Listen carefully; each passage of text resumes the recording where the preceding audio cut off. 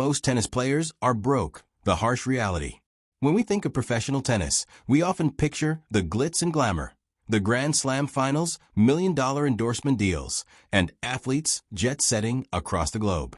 Names like Novak Djokovic, Iga Swiatek, and Carlos Alcaraz dominate headlines, their achievements celebrated in packed stadiums and across social media. It seems like a dream career. But what if we told you that for the overwhelming majority of players, this dream is financially unsustainable? Beneath the surface of this high-profile sport lies a hidden reality, one that reveals the extreme challenges faced by hundreds of professional players every day. Despite their world-class talent and relentless dedication, most tennis players are not living in luxury. In fact, many are struggling just to break even. In this video, we're pulling back the curtain to expose the financial truth about life on the pro tennis circuit and why so many of its players are broke. The harsh financial reality. The truth is this: the vast majority of professional tennis players struggle financially. Beneath the top 100, life on tour can be brutally expensive and unsustainable. Unlike team sports such as football or basketball, tennis players are not signed to clubs with guaranteed salaries. Each athlete is essentially an independent contractor, solely responsible for the full cost of their careers. That cost includes everything: travel to international tournaments, accommodation, meals, entry fees, rackets and strings, physical therapy, coaching, and fitness training.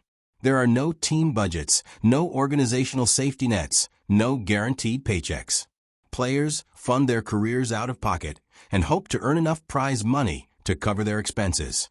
For most, the math simply doesn't work. Even players ranked as high as 150 in the world often struggle to break even. In almost any other field, a global ranking that high would promise a solid income. In tennis, it can mean losing money just to compete. And for those ranked in the 200s or 300s, the situation is even worse. Many spend more on expenses than they earn from tournaments. An unfair distribution of wealth. Part of the issue lies in how tennis revenue is distributed. While major sports leagues typically allocate around 50% of revenue to players, tennis shares only about 18%. And even that slice is disproportionately absorbed by the top few stars. This leaves a tiny trickle of funds for everyone else. For example, consider a player ranked 300th. They might play in a $25,000 tournament, win a round, and earn only a few $100s. That's not enough to cover the cost of airfare, hotel, and food, let alone coaching or equipment. Some tournaments don't even cover hotel stays, meaning the players must pay out of pocket for everything. A season's worth of coaching alone can cost $75,000. Add travel, training, and gear, and the annual costs can easily exceed $150,000. The hidden sacrifices.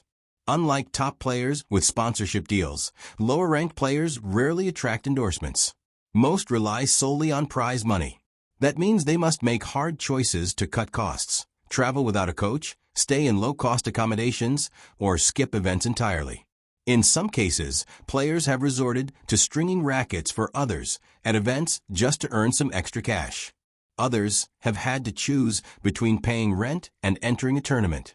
Injury makes everything worse.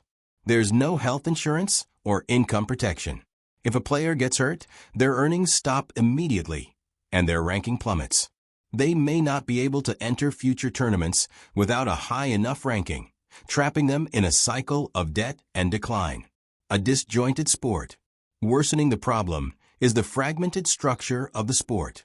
Tennis is divided among several governing bodies: ATP, WTA, ITF, and the 4 Grand Slams, each with its own set of rules, prize money, and organizational priorities. There is no single unified leadership advocating for players' financial well-being. This disorganization makes it nearly impossible to enact widespread reforms. Even among top players, income can be misleading. A star like Carlos Alcaraz might win millions in a season, but those figures are gross, not net. Taxes, coaching salaries, physios, and travel costs eat up large portions of their income. By the time everything is paid out, the take-home amount is far lower than people imagine. Compared to other major sports, even top tennis earnings don't go as far. Some reforms have begun. Grand Slams have increased first-round prize money to help lower-ranked players. There are discussions about restructuring revenue distribution at smaller tournaments. But these efforts are slow and piecemeal. If tennis is to thrive as a truly global and inclusive sport, real change must happen. That means more equitable revenue sharing, better support systems for players outside the top 100, and a unified governing body willing to stand behind all athletes, not just the stars. Until that happens, the harsh truth remains. Tennis is a sport where only a few truly succeed, while hundreds of skilled and hard-working professionals fight just to stay afloat. Their love of the game keeps them going. But for many, it's not just a sport. It's a daily battle for survival, played out in empty hotel rooms, crowded airports, and underfunded courts far from the spotlight. If we truly admire these athletes, then the conversation must go beyond admiration. It must lead to reform. Because in a sport built on competition and endurance, no player should be punished for chasing their dream. Thanks for watching. Please don't forget to subscribe.